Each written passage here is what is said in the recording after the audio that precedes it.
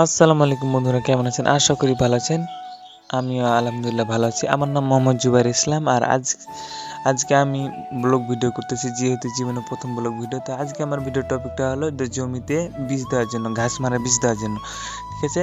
তো ঘাস মারা বীজ দেওয়ার জন্য আমি প্রথমে একটা বীজ নিয়েছি, এটার নাম হলো সুপার হিট বাজার থেকে। এখান থেকে আমি মূলত অল্প জমিতে বীজ দিব, এই জন্য আমি বালুতে মিশিয়ে দিব, কারণ বালুতে মিশিয়ে দিলে পুরোটা জায়গায় পড়ে এবং লেভেল হয়ে বীজটা পড়বে বালিটা, এই জন্য মূলত ঘাসটা কম হবে এবং কি অনেক কি হবে। আর এই বীজটা আমাদের অত এলাকায় দেয় এবং কি আপনাদের ওখানে কীভাবে দেয় আপনারা অবশ্যই জানাবেন কি বীজ দেয়।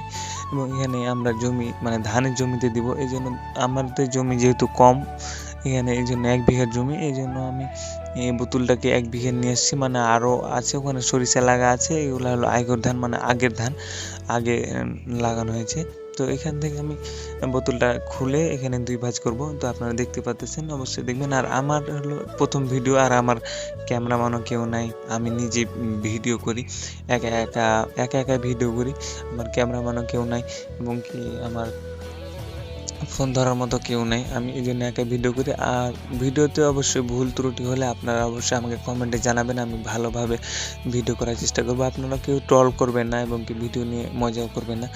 আর আমি আপনাদের কাছে একটা ভালোবাসা চাই, আপনারা আমাকে অবশ্যই ভালোবাসা দিবেন, আমি জানি। তো আমি এখানে বীজগুলোকে ঢেলে নিচ্ছি, এখানে বীজকে 2 টিপা দিব। এখান দিয়ে দেওয়ার পর আমি বালুতে দেওয়ার পর এখানে নাড়বো। আপনারা দেখতে পাচ্ছেন, এই যে আমি 1 টিপা ঢাললাম, আর 1 টিপা ঢালবো। আপনার আগে আমি প্রথমে বলেছি আমার ক্যামেরা ধরার মতো কেউ নেই, আমি নিজে একা ভিডিও করি।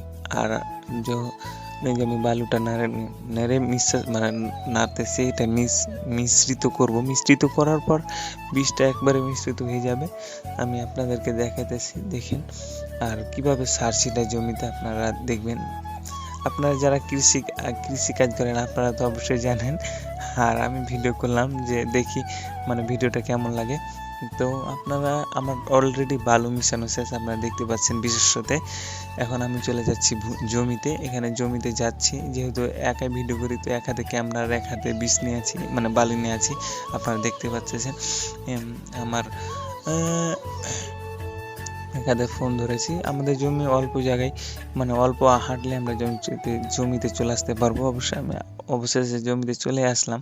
আপনারা দেখতে পাচ্ছেন আমি লুঙ্গি পরে আছি। লুঙ্গি পরার কারণটা হলো যে গ্রামে কিন্তু লুঙ্গি পরেই কাজ করে, আর আমরা গ্রামের ঐতিহ্য হলে লুঙ্গি পরতে হয়, আর হাওয়া বাতাস তো লাগবে, আপনারা জানেন।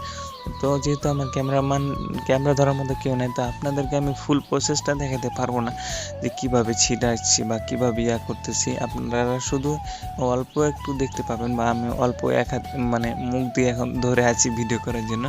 ঠিক আছে, এই যে আপনাদেরকে ফুল প্রসেসটা দেখাতেছি, আর আপনাদেরকে শেষে একটু দেখাবো, এই জন্য আমি আন্তরিকভাবে দুঃখিত। আর আমি আপনাদেরকে আগেই বলেছি যে আমার যদি কোনো ভিডিওতে ভুল হয় অবশ্যই আপনারা আমাকে কমেন্ট বক্সে জানাবেন, আমি ভালোভাবে ভিডিও করার চেষ্টা করব।